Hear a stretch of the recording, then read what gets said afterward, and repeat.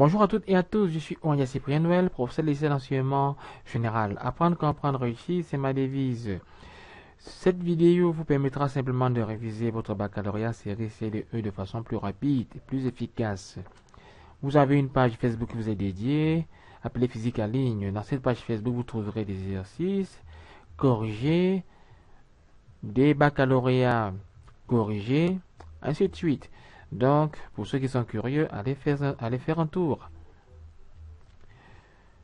Nous passons actuellement au thème 2 de votre programme de terminal C2E, à savoir les systèmes océans. Et tout de suite, allons au chapitre 1 concernant les généralités sur les systèmes océans.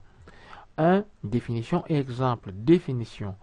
Un phénomène variable est qualifié de périodique lorsqu'il se reproduit identique à lui-même à intervalles de temps successifs et égaux.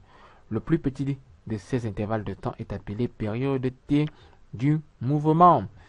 Un oscillateur ou système oscillant est un système pouvant évoluer du fait de ses caractéristiques propres de façon périodique et alternative autour d'une position d'équilibre. Par exemple, des balançoires, des suspensions de voitures, les phénomènes, la rotation le mouvement des corps célestes, autant pour moi, par exemple la rotation de la Lune autour de la Terre, ainsi de suite.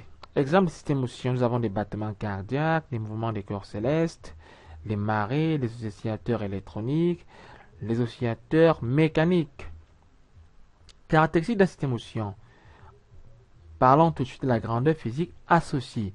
À tout phénomène périodique, on peut associer une grandeur physique dont on peut étudier les variations en fonction du temps. Cette grandeur physique peut être l'abscisse linéaire x de t par exemple, pour les oscillateurs mécaniques en ce qui concerne le mouvement des ressorts, par exemple, dont les pendules oscillants. L'abscisse angulaire θt pour le mouvement séculaire uniforme, en ce qui concerne par exemple le pendule simple, la tension U de t et l'intensité I de t pour le courant alternatif. Parlons tout de suite de la période. La période T d'un phénomène périodique est le plus petit intervalle de temps au bout duquel le phénomène se reproduit identique à lui-même. L'unité de la période est la seconde. Et concernant les phénomènes périodiques, il y a une simple relation mathématique qui exprime de façon scientifique un phénomène périodique. Si Gt par exemple est la grandeur physique associée au phénomène périodique, nous aurons G de petit t plus la période nous donnera G de t. Donc, ce qui veut dire que après un temps appelé la période, nous aurons exactement la même courbe si la courbe de la fonction G de t nous a été donnée. Ce qui veut dire qu'on peut superposer toutes ces fonctions pour un intervalle, pour un pas de temps égal à la période. Toutes ces fonctions sont identiques. Parlons tout de suite de la fréquence. La fréquence f d'un phénomène périodique est le nombre de périodes par unité de temps. C'est l'inverse de la période. Elle s'exprime en hertz. Écart à l'équilibre et amplitude du mouvement. Le mouvement d'un système oscillant autour d'une position d'équilibre stable est décrit à chaque instant par la mesure de son écart à l'équilibre, compté par rapport à cette position. L'écart à l'équilibre peut être un angle, une longueur, etc. L'amplitude des oscillations est la valeur maximale de l'écart à l'équilibre. 3 oscillateurs harmoniques sont des oscillateurs qui nous concernent tout au long de cette année. Un oscillateur harmonique est un oscillateur dont la loi horaire est une fonction sinusoïdale du temps. Si vous observez cette courbe, vous aurez deux sinusoïdes. Ces sinusoïdes-là représentent forcément des fonctions associées à des oscillateurs harmoniques. Vous voyez tout de suite la périodicité. Les deux motifs peuvent se superposer si et simplement si nous faisons un décalage dans le temps appelé période. Tous ces motifs-là se superposent, étant donné qu'il faut simplement repérer le motif exact après superposition qui pourra nous permettre de décrire toute la courbe. La fonction représentant un oscillateur harmonique est de la forme f de t égale à fm cosinus oméga 0 t plus phi 0. Le terme oméga 0 t plus phi 0 représente la phase phi de t. Étant donné que nous avons une relation entre la fonction cosinus et la fonction sinus, c'est-à-dire une simple expression qui pourra nous permettre de passer de la fonction cosinus à la fonction sinus, f de t peut aussi s'exprimer sous la forme f de m sinus oméga 0 t plus phi 0 prime. Dans ce cas, phi 0 nous donnera phi 0 prime moins pi sur 2. C'est simple à réviser, c'est simple à vérifier, cher apprenant. Remplacez simplement phi 0 prime par phi 0 plus pi sur 2 dans l'une des expressions et vous retrouvez exactement l'autre. Phi de t est la phase à un instant quelconque t, comme je l'ai dit, et s'exprime en radian. Phi 0 est la phase initiale, comme je l'ai toujours dit précédemment, et fm est l'amplitude de votre oscillateur. Oméga 0 est la pulsation. La relation entre la période et la pulsation a été démontrée au chapitre 3 concernant les mouvements circulaires uniformes. T0 est égal à 2 pi sur oméga 0, T0 c'est en seconde, F0 en hertz, qui n'est rien d'autre. Non, T0 en seconde, oméga 0 en hertz. Il existe une simple relation entre oméga 0 et la fréquence F0. F0 égale à oméga 0 sur 2pi, et dans ce cas, F0 est en hertz. Méthode d'analyse des systèmes oscillants. La première méthode d'analyse, c'est la stroboscopie. Et si nous voulons parler de la stroboscopie, nous allons dire, comme le dit l'encyclopédie Universalis 2013, c'est une technique permettant la visualisation des phénomènes périodiques, matériel trop rapide pour être suivi par l'œil. Elle utilise une lampe émettant à la fréquence F voisine de celle du phénomène F des éclairs de durée beaucoup plus courte que la période du phénomène à étudier. Entre deux éclairs, la pièce en mouvement accomplit ainsi un cycle et se retrouve très proche de la position qu'elle avait lors de l'éclair précédent.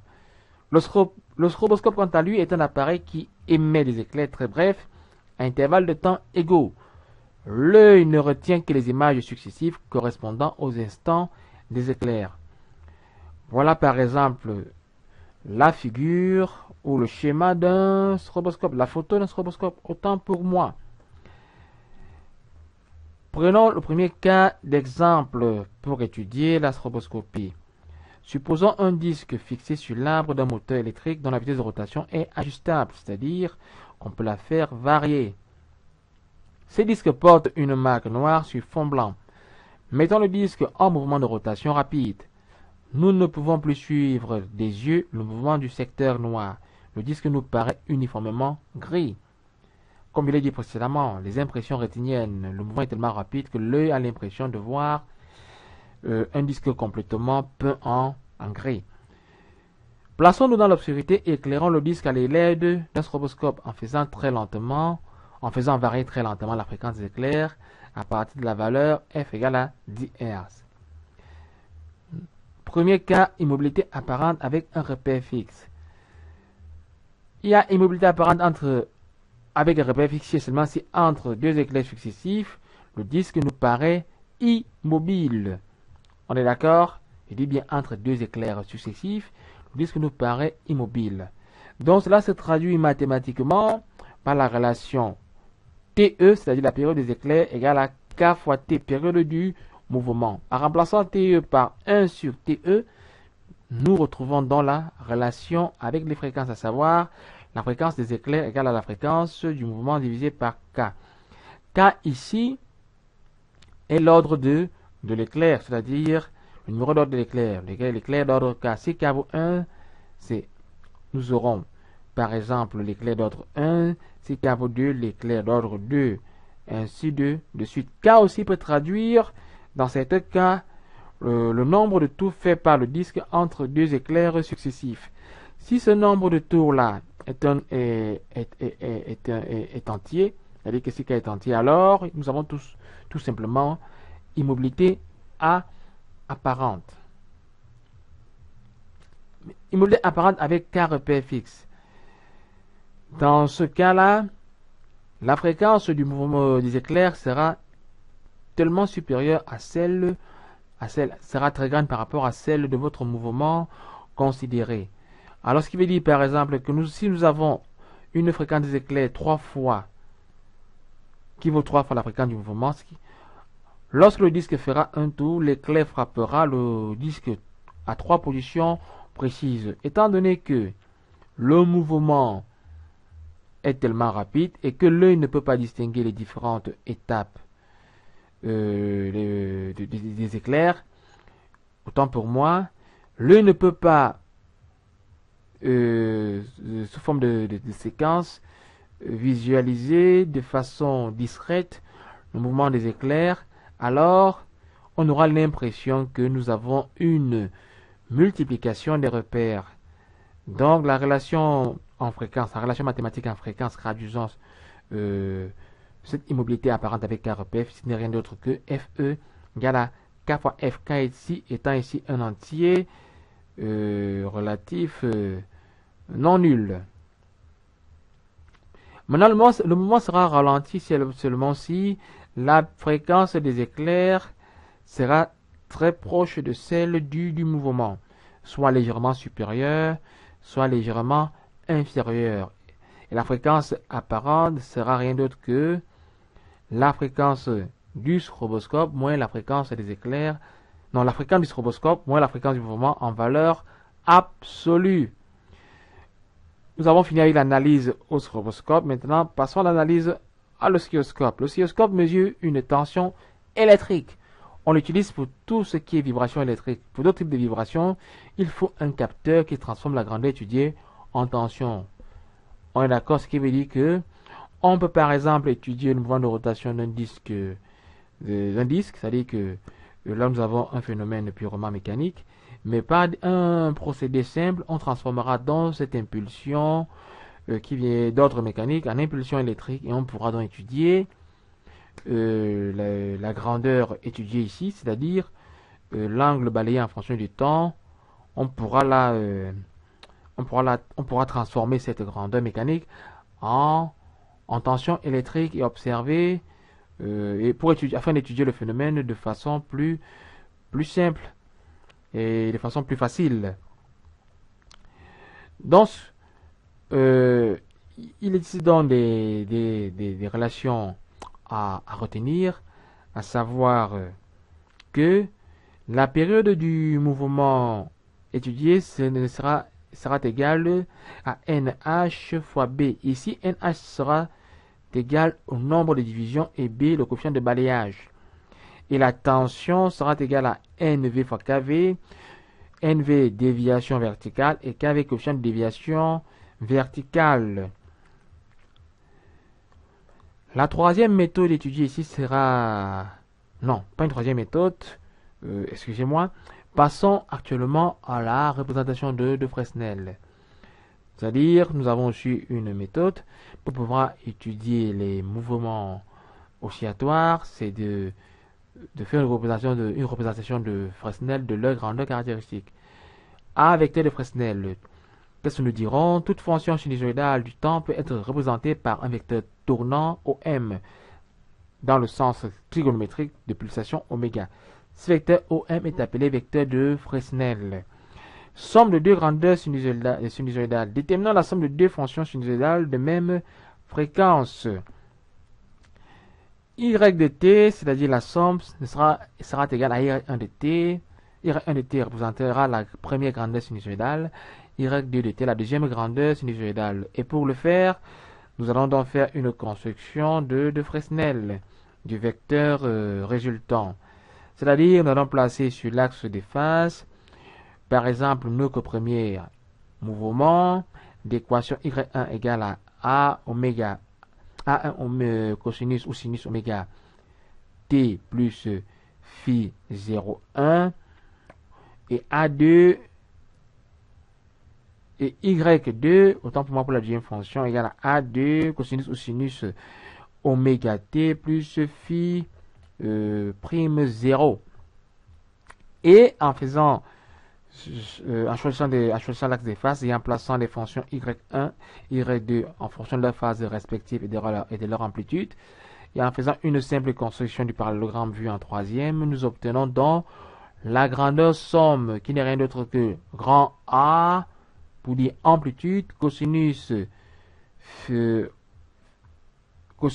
oméga t plus phi, avec ce phi qui nous donne simplement arc tangente à un sinus phi 1 plus A2 sinus phi 2 divisé par A1 cosinus phi 1 plus A2 cosinus phi 2. Et pour amplitude, racine carrée de A1 carré plus A2 carré plus 2A1 A2 cosinus phi 2 moins phi 1. Donc il suffira simplement de remplacer A par cette valeur et phi par cette valeur pour avoir l'expression de la fonction somme. Et c'est la fonction de Fresnel qui nous a permis d'obtenir cette fonction somme. Comparaison de deux grandeurs sinusoïdales. Notion de déphasage. Le déphasage entre deux grandeurs sinusoïdales est la différence de phase entre les deux. La différence de phase est égale à phi 2 moins phi 1. Et à ce décalage correspond un décalage au recto qui vaut quoi? Qui vaut simplement phi 2 moins phi 1 en valeur absolue divisé par oméga. Taux est un temps et ne doit jamais être négatif. Voilà pourquoi nous plaçons la différence de phase en valeur absolue. Si phi 2 moins phi 1 est supérieur à 0, nous dirons donc que Y2 est en avance de phase sur Y1. Et si par contre phi 2 moins phi 1 est inférieur à 0, nous dirons simplement que Y2 est en retard sur Y1. Maintenant, parlons de certains déphasages particuliers. Les grandeurs peuvent être en phase si seulement la différence de phase est nulle. Et vous avez dans la figure de la figure d'à côté qui vous montre les deux courbes sinusoïdales en phase ou deux grandeurs en phase. Les grandeurs peuvent être en opposition de phase si seulement la différence de phase vaut pi plus 2k pi. Et vous avez aussi à votre droite une figure vous présentant deux grandeurs en opposition de phase. Et les grandeurs peuvent aussi être en quadrature de phase si seulement la différence de phase vaut pi sur 2 plus 2k pi. Et vous avez également une figure vous montrant deux grandeurs en quadrature de phase. Passons tout de suite au chapitre 2 concernant les oscillateurs mécaniques. En un, le pendule élastique. Le pendule élastique peut être horizontal, le pendule élastique peut aussi être vertical. Donc vous avez deux cas de figure pour ces deux types de pendules. Passons maintenant à l'étude dynamique du pendule élastique horizontal. Comme nous l'avons vu au chapitre 2 sur les lois de Newton. Premièrement, nous devons définir notre référentiel, il sera toujours galiléen. Nous devons énumérer toutes les forces extérieures qui s'appliquent sur la masse S. Comme force, nous avons le poids et la réaction du support. Et en mouvement, quelles sont les forces? Quelle est la force qui s'ajoute? En mouvement, la force qui s'ajoute n'est rien d'autre que la tension du ressort qui est une force de rappel, d'où son expression est égale à moins K pour le vecteur déplacement OM.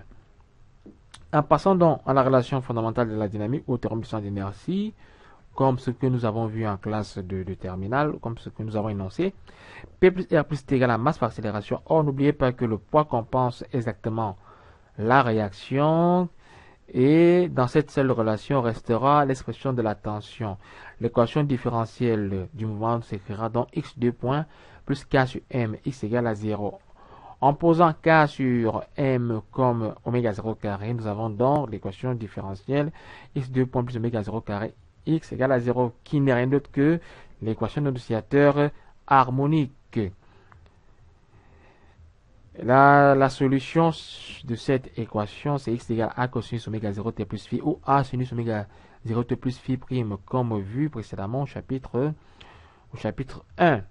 A est appelé amplitude ou élongation maximale. A et phi sont déterminés par des conditions initiales. Et le système d'équations nous permettant d'avoir A et phi est le suivant. A égale à racine de x0 carré plus v0 sur oméga le tout au carré. Et tangente phi égale à moins v0 sur oméga x0. Oméga 0 est la pulsation propre de l'oscillateur. Elle est définie par oméga 0 égale à racine de k sur m, k en newton par mètre, m en kilogramme, oméga 0 en radian par seconde. La fréquence propre s'obtient simplement en faisant f0 égale à 1 sur 2pi, racine de km, et s'exprime en r et la période, t0 égale à 2pi, racine de m sur k. Cas du pendule élastique vertical. Dans ce cas, il faut d'abord trouver la relation à l'équilibre entre la tension et le poids, étant donné que cette relation nous permettra de trouver l'équation différentielle. Très bien. À l'équilibre, nous aurons donc K delta L0 égale à M, c'est-à-dire que la tension d'équilibre compense exactement le poids, puisqu'il n'y a pas de mouvement. Et lorsque le pendule est en mouvement, P plus T égale à M fois AG, En développant, nous retrouvons exactement l'équation différentielle d'un oscillateur harmonique. Passons tout de suite au pendule de torsion. Un pendule de torsion est constitué par un fil de torsion de constante C sur lequel est fixé par son centre d'inertie une tige T. Lorsqu'on tourne le solide en angle θ, le fil tordu exerce un groupe de rappel, le groupe de torsion qui tend à ramener le solide à sa position d'équilibre. Dans le système, c'est la tige T, le référentiel il est terrestre, les forces extérieures sur le poids et la tension. Nous avons aussi un couple de torsion qui rappellera toujours le pendule à sa position d'équilibre, qui n'est rien d'autre que moins cet état. En passant au terme du centre d'inertie, cette fois-là en rotation, nous avons donc moment du poids par rapport à delta plus moment de la tension par rapport à delta plus moment du couple de tension égale à J delta θ point. Avec un développement adéquat, nous retrouvons donc l'équation différentielle de votre mouvement θ2 point plus oméga 0 θ égale à 0 avec oméga 0 car égale à C sur J delta, qui n'est rien d'autre que l'équation d'oscillateur harmonique. Les solutions sont celles que nous connaissons déjà. Très bien. Maintenant, passons au pendule pesant. Un pendule pesant est un solide de forme quelconque pouvant osciller autour d'un axe fixe ne passant pas par son centre de gravité.